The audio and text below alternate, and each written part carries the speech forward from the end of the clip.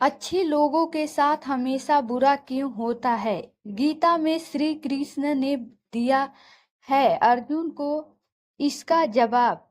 अच्छे लोगों के साथ हमेशा बुरा क्यों होता है? वही जो लोग बुरे कर्म करते हैं और अज्ञान की राह पर होते हैं, वो खुशहाल दिखते हैं।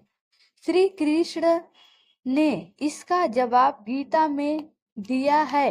गीता सार आपने महसूस किया होगा कि जो लोग अच्छे कर्म करते हैं वो परेशान रहते हैं, वही जो बुरे कर्म करते हैं वो खुशी से रह रहे होते हैं। अच्छे कर्म करने वाले परेशान होते हैं कि आखिर उन्हें इतनी परीक्षा क्यों देनी पड़ रही है, जबकि जो अधर्म की राह में है वो खुश है और जिंदगी का लुत्फ उठा रहे। मैं अगर आपके मन में भी ये सवाल आया है तो आज हम आपको इसका जवाब देंगे। ये जवाब वो है जो भगवान गीता में लिखा है और श्री कृष्ण ने अर्जुन को दिया था।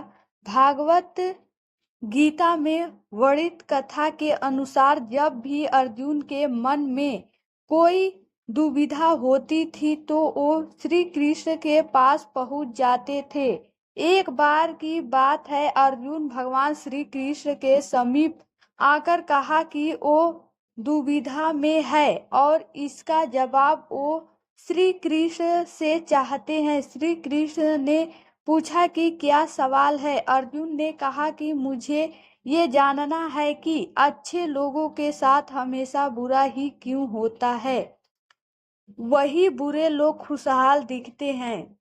अर्जुन के मुंह से ऐसी बातें सुनकर श्री कृष्ण मुस्कुराए और कहा, मनुष्य जैसा सोचता है और महसूस करता है वैसा कुछ नहीं होता है, बल्कि अज्ञानता की वजह से वो सच्चाई नहीं समझ पाता है।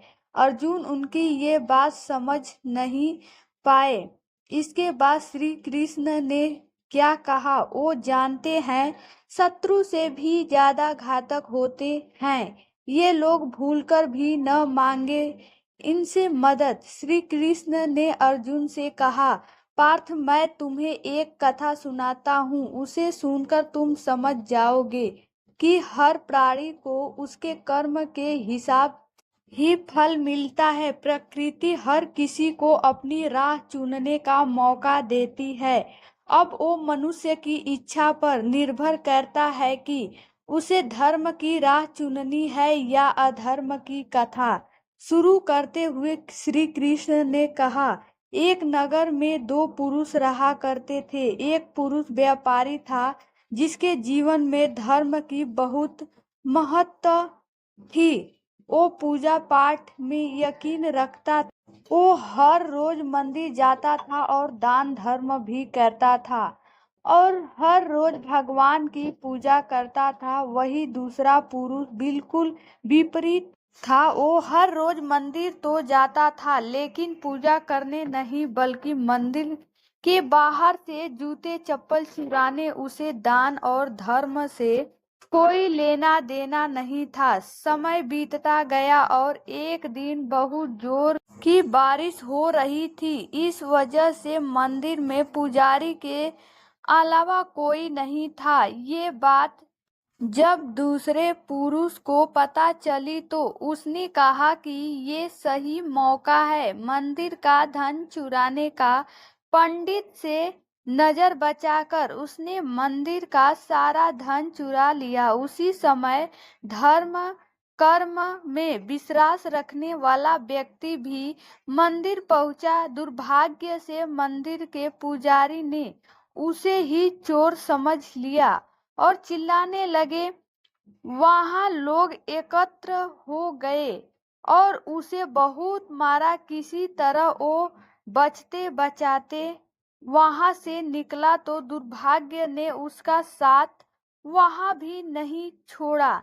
मंदिर बाहर वो एक गाड़ी से टकरा गया और घायल हो गया। फिर वो व्यापारी लड़खड़ाते हुए घर जाने लगा तो रास्ते में उसकी मुलाकात उस पुरुष से हुई जिसने मंदिर से धन चुराया था। उसने कहा, आज तो मेरी किस्मत चमक गई, एक साथ इतना सारा धन मिल गया।